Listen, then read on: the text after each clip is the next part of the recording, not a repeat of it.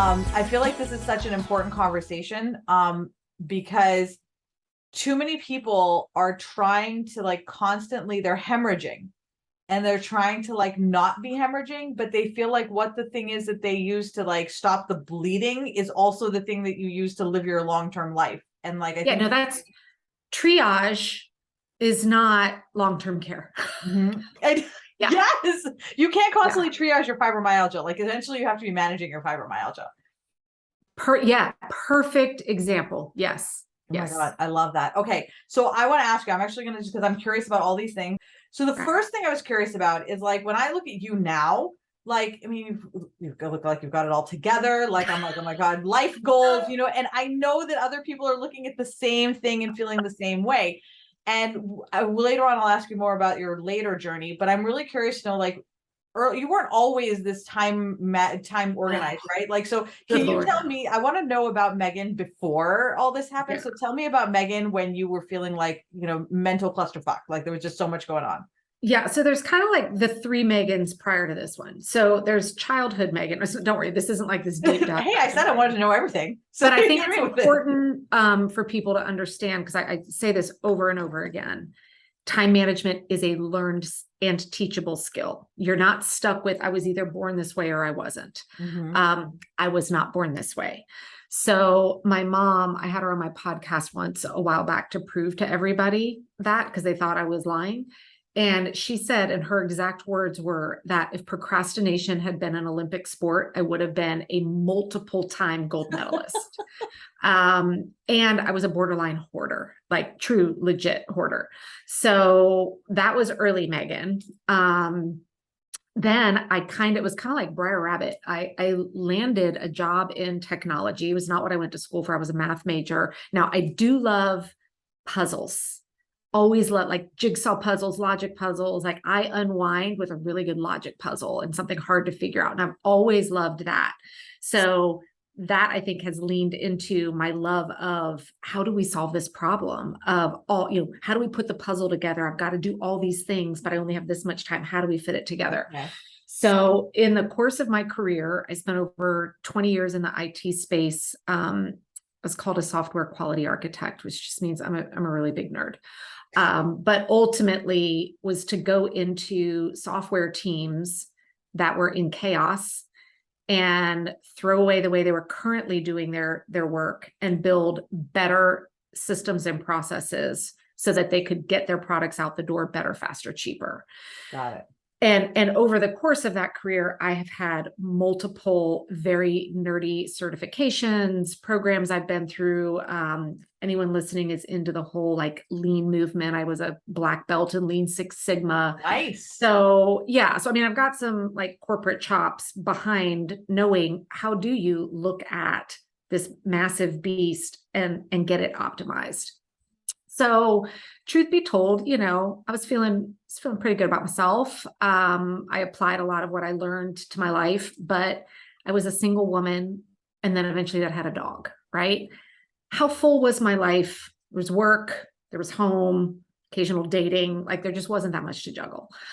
And very stupidly, I can remember seeing women in stores and Target at the grocery store, whatever, at the end of a long day with their kids. And they always just look kind of like just beaten up a little bit. And I very stupidly would be like, oh, if I ever get married and have kids, like I will never look that way. That's never going to happen to me. Yeah. Well, God had a good chuckle at that one. So I then, got married later in life and we eventually started a family. And I found myself now in a very different position where I was a lot more responsibilities and roles between, career escalating, which just means more responsibility at work. Now having, a toddler in the house, plus, your wife, you still got your family. I started getting involved in some volunteer things and the level of responsibilities just increased. But also what I wasn't realizing was the impact the advancements in technology was also having. That now the onslaught of information coming at you, which wasn't coming at us earlier in life, right? And I felt like I was, handling it all because I was, everyone said work-life balance, work-life balance. So I'm like, okay, I'm going to balance it all. And from the outside looking in, I think people would have said, like, I quote, had it together, but they never saw what was going on here, which was very little sleep, growing resentment, anger, frustration, exhaustion, borderline depression. And even I wasn't aware of it because it was just wake up, go, Yeah. race against the list, go to bed, right? How was your health at that time? Well, I was younger, so I could mask a lot of it. But I ended up with adrenal fatigue at the end of that. Didn't know I was heading that way. And then I had this day when my daughter was about 3, and we were at the park in the afternoon. I was pushing her on the swings, and this woman next to me in the South, so we're chatty. And she just, I don't even know what we're talking about, but all of a sudden she just said, "Well, what do you do for fun?" And I couldn't find an answer. Like I legit didn't have an answer. And I don't know what I said to her. But I remember going home, like I was fighting back tears, and I got home that night and I went into my room and I kind of hid in my closet because it's where you go to hide from your family and your pets. And I just lost it. I broke down. And first it was just sadness of like, oh my God, like I don't even know what the hell fun is anymore. Like I felt I had completely lost myself. And then of course, then the tears shift to guilt, right? Like, oh, I shouldn't feel this way. Like I have everything, right? I have a good job. I have a nice family. So then you feel guilty that you're not happy, that you feel like this isn't enough. And the irony of it all is I was so in the thick of it and so in the weeds that I didn't even realize that I was living the exact hell that these companies paid me a lot of money to come in and fix. And that's when I was like, Megan, you know what to do here. You know how to solve these problems. You know how to take chaos and turn it into order and harmony. So let's do that for ourselves. So that was a very pivotal moment for me where I was like, I've got to take myself on as a client and figure out what the hell to do I love here. that. That's great. And so I threw out my planning system of over 20 years. I threw out everything. And I just treated myself as I would walking into these organizations and saying, okay, show me everything that is currently on your plate. Show me everything that you're juggling. And now show me what your desired result is. And now let's figure out, how do we create a repeatable system that is sustainable, flexible, and let's get this in motion. And so that was really the birth of me creating what is now this signature top framework that is my passion to bring to as many women as possible. That is a killer story. And I know, honestly, there's so many things that I resonated with that I know I've heard these, veins of these similar stories. And you mentioned that you had adrenal fatigue. And a lot of my clients and my audience also they suffer from various illnesses that don't realize that they have. You mentioned that when you started, you said that like you put everything down on the table and you were like, okay, let's do all the things. How did you feel when you were doing that? Because like now you were doing something really scary. I'll tell you, when I was done and I looked at it, I was like, well, no freaking wonder you feel this way. Like, holy crap, Megan. I was almost like, and I wanted to like go chase down that woman at the park and go, see this piece of paper? This is why I don't know what I do for fun. I'm too busy doing all of this. It was, empowering, but also a little resentful, right? Yeah. Like, why the hell? But once you know it, now you're in a position to do something about it. Yeah. That's the key. I feel like for so many of us, the longest time really goes from like I'm miserable, even if you don't know you're miserable, to the moment where you're aware that this is a problem and I want to make a change. Once you figure out that this is a problem, then it's really about, okay, we're all very task-oriented, like we're all very, productive problem-solving people. So we're just like, okay, now how do I solve this problem? Yeah. And you have very unique skills to be able to, Yeah. And that's, that's what I think is one of the things that really is a key differentiator with how I approach this and how I work with people. And I mean, I know this sounds maybe egotistical, but it is because I've been trained and I have a lot of skills in this that I was taught and invested years of my life in. But when I see other individuals, coming out and going, here, let me show you how to juggle it all, yet they have no like educated, trained backgrounds in how to break down systems, how to create things that are repeatable, how to build in flexibility, how to do true assessments, and how to do true prioritization. Like these are all learned skills. Yeah. And so bringing all of, at the time, if someone had told me, Megan, you're spending 20 years of your life in the software space to turn it into helping other women, I would have been like, what? But now I know the universe and all her wisdom knew that's why I was spending all that time. Right. Absolutely. To have that really unique skill set to bring to the table here. So I want to touch on something actually, because you've mentioned a couple of times that you work, that your planner is for women. And so I read this book called called Invisible Women, and it's all about statistically speaking, women are ignored from, when the big decisions are being made about how to set up infrastructure, how to do studies or health studies, how to manage heart failure, anything like that. Women are really very ignored. So my question for you is that in terms of the current systems that are out there, the kinds of things, and you can share about any of them that come to mind. If you have a hard one in particular, that feel free. If you have one that you're just like, fuck, never go to that person. I've got two of those. Two come to mind every time. So I'd love to know, like, how do you feel like, so tell me a little bit of how you feel like the current status quo, as it were, is really more set up for men, and how and where you saw that there were these gaps. So feel free to answer just jump right in. So, a very famous book out there that a lot of people probably heard of, and the title is intriguing, is The 4-Hour Work Week, right? I mean, famous book. Yes, very famous. I've never read it. I remember diving into this book, like, because anytime a book comes out on anything related to productivity, like I'm consuming it. Because I'm like, maybe there's something, is there something I can learn from here to bring into the community? That book made me so mad. I just...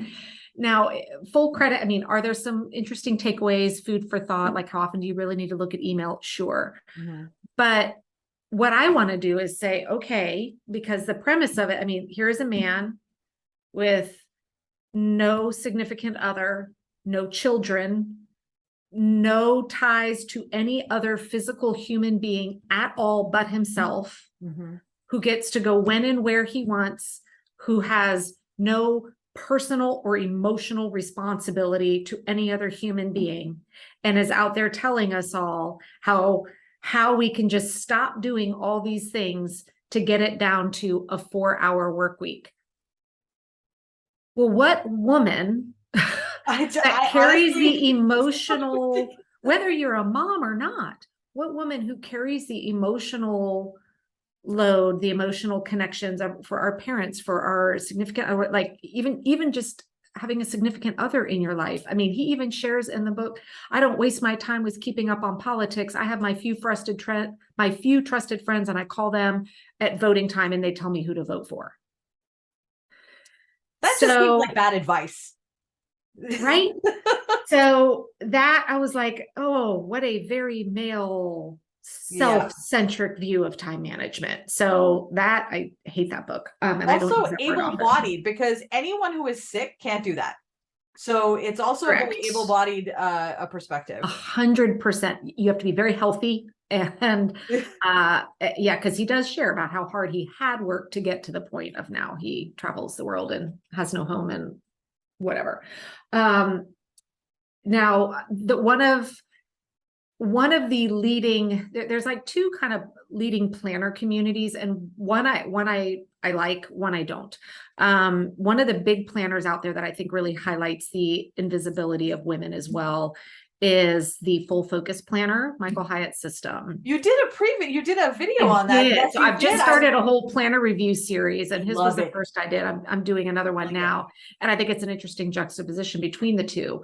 Now their marketing 100% is geared very much towards traditional corporate roles for sure. And when you look at their planner layout and what so many planner systems have, which is a fundamental shift from what I teach, is it's a daily planner. Yeah. Meaning you open up your page and you're looking at today, and then you go down and you realize, what are my top 3 priorities for the day? And you put those up in there, and then everything else just goes over in here. And then you sit down and you focus on the top 3 until those top 3 are done. And then you move on to the other things.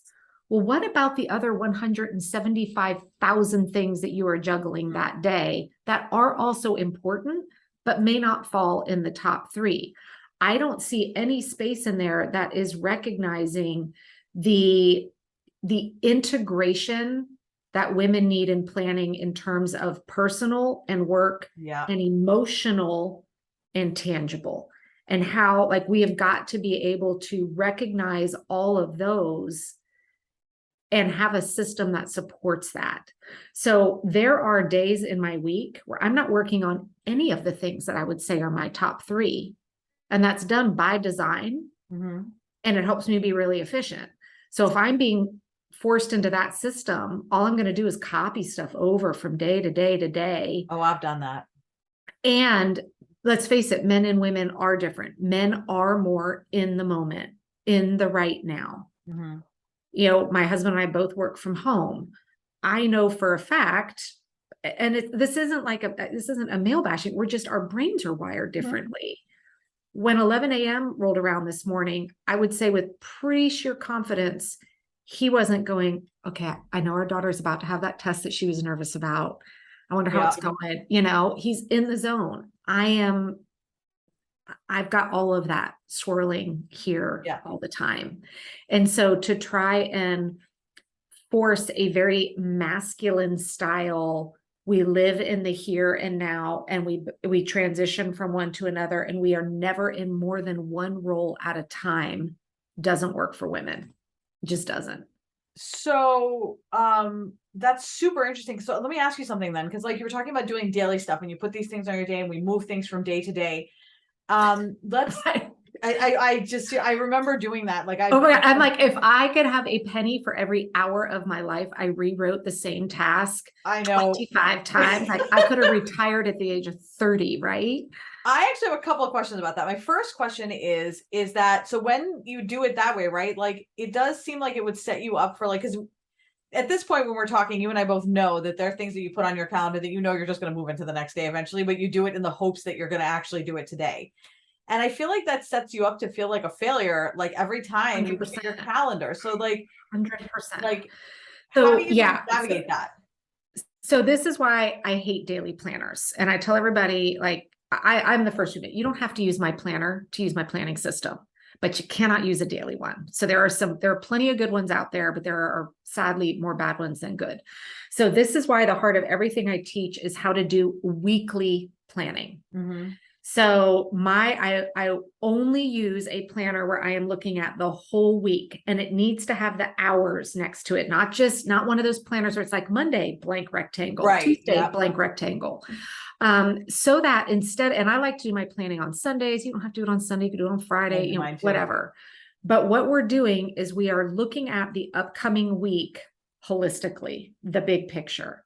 And I take people first, I teach them a 5-step basic weekly planning process. And then we eventually learn the advanced 10-step. And before you flip out, once you learn how to do it, I do it in 15 minutes or less. So this isn't like you need 5 hours now to create your plan. But what most people instinctively do is they have somewhere in their calendar, whether it's digital or paper, with their like appointments, right? Their meetings. Got the doctor's appointment. I have my call with you today. Then separate, or maybe even alongside of it, is just a long list. Here's all the things I'm thinking of that need to get done. That is not a plan. It's just a list. It's just a list. Yeah. And so instead, what we need to do, and what I teach, is we're going to do this at the weekly level, so that first we're seeing what are all of those current commitments, where's all my time already spoken for. And then I teach people how to recognize where your time's already spoken for, but you don't even see it on your calendar. Like for me, my time is spoken for every morning from 6 a.m. to 8:30. Yeah. I am busy as all get out, but I'm not getting anything done on my list. I'm making lunches. I'm making breakfast. I'm walking the dog. I'm doing the school drop off, right? We need to recognize when we're in being busy mode. Then we need to have the tools to say, okay, here's all the things that I'm juggling this week. Now, how do I take that list of stuff and actually bring it into the physical plan so that I know, hey, at the start of this week, my plan is like for me this morning, Friday morning, I'm going to spend 1 hour working on these 4 content creation tasks. Instead of a list out there that says, I got to write this, I got to write this, I got to write this. Because what's going to happen is on Monday, I'm going to be like, I hate writing. I'm not doing that. Tuesday, I hate writing. I'm not doing that. Right. And we move it over because it's stuff we don't like. But when we see our plan with the important stuff actually plugged into certain times that we're planning on doing it, what happens Friday morning, this morning, when I sit down and see, Megan, you've got this, you told yourself you were spending this hour doing that. My initial thought is, I don't want to freaking do that. I hate writing. But because I see my whole plan, I can see if I don't do this now, that means it's getting done late at night. It means I'm getting up too early in the morning. So it serves as a tool to help us avoid procrastination, to be realistic about what we can do. Because when you go to when I show you how to marry that list into your actual plan, that's what shows you the realities of, Megan, there ain't no way that's getting done this week. So don't pretend it is and let go of it. That is, I think, such an important idea that I want to spend a little bit of time on. That is that most people I don't have this issue as much anymore, though I'll be honest, I drift into it. I think we all drift back every so often. Of course. But I was astounded at how little I can actually do in a week when you take all of the other things that, when I had my previous way of doing things. But I was surprised at how much progress I was able to make doing less things once I was using this system, because it's astounding. It is amazing. And it's not about, when I say the word productivity, I'm not on a mission to make you work harder, do more, Right. go, make every minute count. No. My definition of productivity is getting the most important things done in a stress-free way. I want you at the end of the week to go, those things that mattered most got done, and I am not tapped out. That's the key. Is I think, the not stressed out way is key. So like my whole life philosophy, the entire purpose of this podcast is to eliminate that feeling that we always feel like we should be doing something else. This, should be doing that. Exactly. Yep. It's like, I realize that's my entire day. No matter what task I'm doing, doesn't matter. I'm always feeling like I used to always feel like I should be doing something else. And it sets you up for just feeling miserable all day. And so my thought was, okay, I want to just get rid of all of the shoulds. And I feel like time management is a space where it's designed, like historically, traditionally. Well, the productivity community is designed to tell you, do more, do more, do more. Have you when read maybe this book? You shouldn't. Oh my God, I'm reading it right now. It's so good. It's Isn't so it amazing. Oh, it's so good. It's been so validating because it's funny. I was just about to say, I had to tell you about this book I'm reading right now. But when we set up, and for those of you that couldn't see it, it's about laziness doesn't exist. And basically it's promoting and understanding like when to be lazy in it. And lazy is not a negative thing. Like there's reasons why we shouldn't always be going. But when I show people how to do weekly planning, I know I keep looking over this way because it's where my planner is. So I just sort of go look at it. The beautiful thing of it is we put time in to do nothing. Yeah. So that when, like, I know this afternoon, I know from 3 to 4 o'clock, guess what? I don't know what the hell I'm going to be doing. I'm going to be doing whatever sounds good. I might be hanging, probably with my daughter. We might play a game, we might whatever. But in the moment, whatever I'm going to be doing, I am not going to be feeling guilty that something's not getting checked off. I'm not going to feel like I should be doing anything else because I very intentionally created a plan for the week that ensured that the things I intentionally said were important to get done, were done in a way that wasn't stressful. And so now I'm going to be lazy and feel 100% in the moment and not feel a bit guilty for it. how do you, when you're working with your clients initially, so like you're, whenever somebody comes to you first, like I'm not like they're looking for a change, but we are all hell bent on that productivity thing. Cause like, I know that I was just like, gotta be productive, cause that's how we, that's how we judge people. Are you productive? Yes. Then you're pious and good and wonderful. And if you're not productive, you're a lazy, git who has, is a leech on society. So letting go of that idea and that perspective, how do you navigate that? Like, what would you recommend to, because that's my audience in that space where that's how we feel. So how would you recommend someone get started on moving off of that train? So for me, the foundational shift, and it's, it's the name of my podcast, it's my hashtag on everything, is, I mentioned this whole work-life balance. I hate the phrase work-life balance. I hate the work-life balance movement. I hate the marketing around it. I hate the imagery around it. It's awful.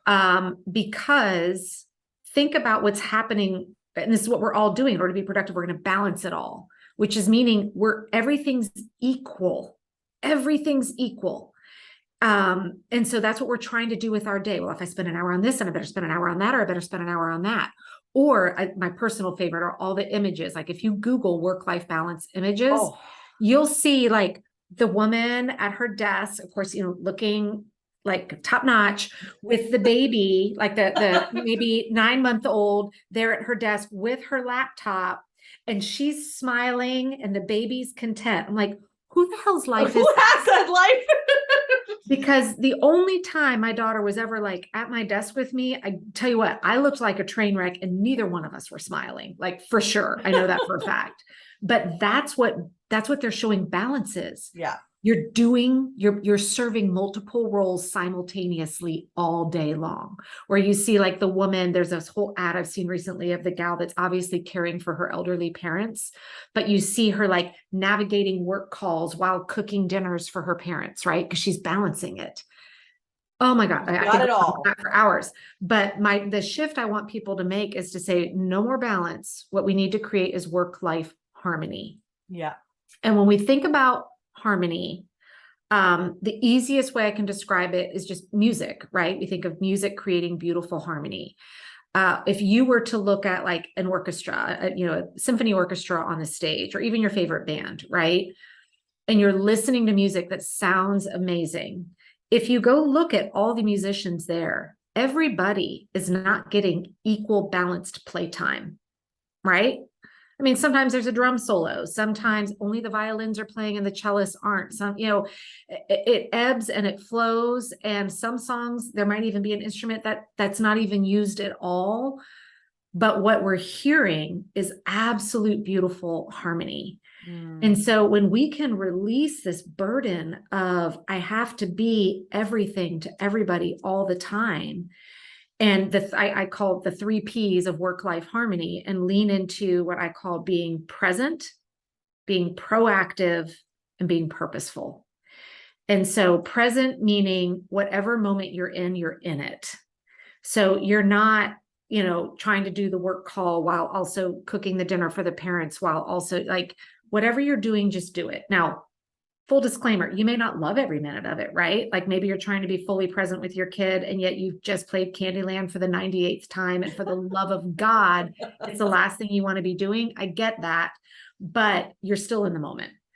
Then with the proactive, instead of that, wake up. What do I have to do today? Create the list. You're in a state of reaction all day long. What's the biggest fire drill? What's the squeakiest wheel that needs to get fixed right now?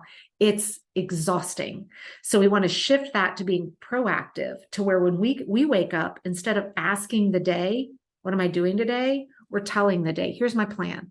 I realize it may change, but here's my plan. And then purposeful, being back to that, what do you do for fun? We all deserve to have meaningful time in our lives every day, doing something that makes us feel whole and complete and makes us feel connected with ourselves. And that's going to look different for every single person. But when I can just introduce that concept of let's get out of balance, let's shift into harmony, usually when people hear that and see that's possible, That's the first step. It's almost breaking this thought that the only way is to just go harder, faster, stronger, right?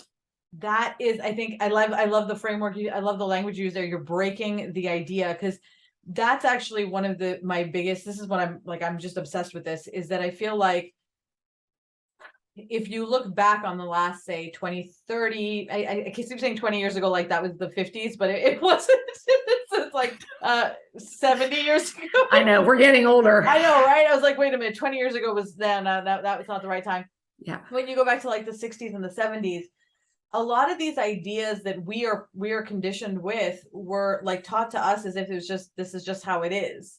And so even though like, and our parents said this is just how it is. And so we think these are these immutable rules of life. And I'll tell you, once I realized that once I found out dinosaurs were actually birds and not reptiles, I realized if you could shake my foundation on something that intense, like, is anything really true? And that was when I started to think about these ideas that maybe productivity wasn't the be all end all. And I started to think much like, and there's no mistake that we found each other, like that we all find each other like this, is because you really think outside of the box. Like, this is a very different way of thinking. And I would suspect that a lot of people are really uncomfortable with this idea. Well, But we are, as a society, we put our value on our to-do lists almost, yes, right? Yeah. And so realizing, but no one likes that. So we're doing it because, I mean, I'll tell you we what, all hate it. the Megan that was pushing her kid on the swing that day, to the outside world looking in, like I was winning the race of, quote, old school productivity. I got more done than probably just about anybody I knew at that time. But it was a life I absolutely was miserable in. And then what so many of us are taught is this, well, it's just this stage, right? It's just this season of life. Yes, I've heard Okay, that. as soon as she's in school full time, it'll get easier. You know what? It didn't. So then it's okay. Well, as soon as they're old enough to drive, it'll get easier. Well, as soon as and so all we're doing, we're all just hanging on, waiting for that next season that's going to be, quote, be so much easier. And guess what? The next season is never right now any easier. And if you don't fix it now, it's going to be, you are going to be here forever. It's like stop waiting for the season to come. You actually have to make the season come. Like you are the wind wizard here. Like you're the one who's actually changing. I mean, and now, sure, there are weeks, right? Like, I mean, like last week was one of those weeks. I'm like, you know what, Megan, you did this to yourself. This is a week, buckle up. And that's okay. Like that truly was so I'm not saying like every day is going to be rainbows and airbrushed unicorns here. I mean, we do have hard times. We do have times where there's a little bit more, a little bit less. But if we are in this constant place of thinking our plates will get lighter and things will get easier, it's not going to happen. I think we have to do it today. We do. We have to today. I think what you mentioned is very much like, as long, it's kind of like thinking about like eating healthy, right? So like if you're eating healthy all the time, and then your body is going to reflect that. Eating 1 pint of ice cream because you're depressed one night isn't going to immediately exactly blow up your cholesterol. But if you eat ice cream every night and then have a salad one night, it's not going to help. Like it's not actually going to it's not going to help you. So as we wrap up the podcast that's going to be broadcast, because we're going to have some nice, I have some really great questions for you that I'm really excited to see what your answers are on those. But those are only for Patreon members. But for the people who are listening to us on the podcast right now, let's say somebody is right now in crisis, they're feeling overwhelmed. That's where I usually find people, is where they're just overwhelmed. Where would you recommend that they start if they're like, I believe that this is going to change my life because nothing else has worked and I'm feeling this connection? What do you think they should do next? So the very first thing I've actually created, you and I were talking about this at the beginning, I've created a very simple 3-step process. I'm sure there's other similar processes out there, but I just call it my ditch the overwhelm process.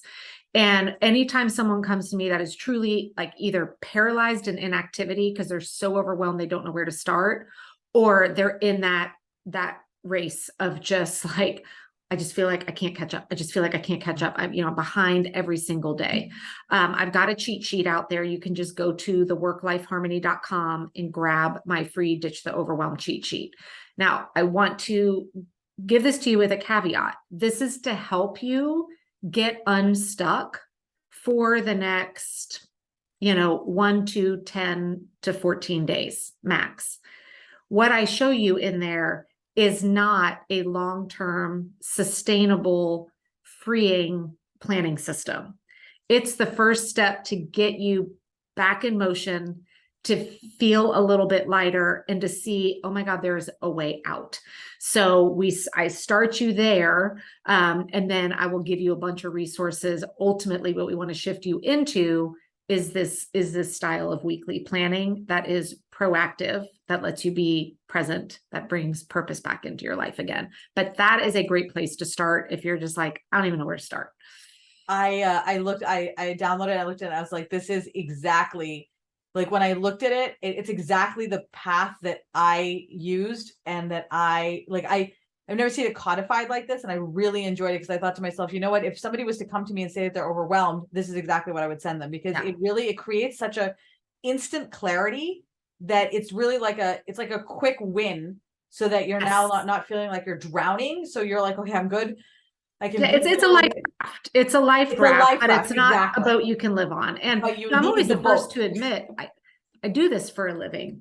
Do I still get overwhelmed? Yeah, I'm a human being. So this is the exact process, usually like when I come back from a vacation or something, right? Where I was like, oh my God, all the things. This is just a tool to add into your toolkit that, hey, anytime you're there, go back, do that. And sometimes I have to live there for a week, and then I go back into my usual planning systems again. You know what's really comfortable about that, though, is that when you go on vacation, you feel great because you know that no matter what you come back to, you already know how you're going to like you've done this before, Megs. It's all good. So it's not like, oh my God, what am I coming back to? And you've got that anxiety on the last few days of vacation. I love this so much. Yeah. And I have a whole training philosophy on how you plan to prepare both pre and post vacation, so you can actually enjoy your vacation. So I've got now I'm going to go, like, I don't have a vacation coming up, but I swear to you, the next time I have vacation, I'm going right there. So I may have done a podcast episode on that. But one other thing I would just say to folks listening, because I know this is a hot button for me as well.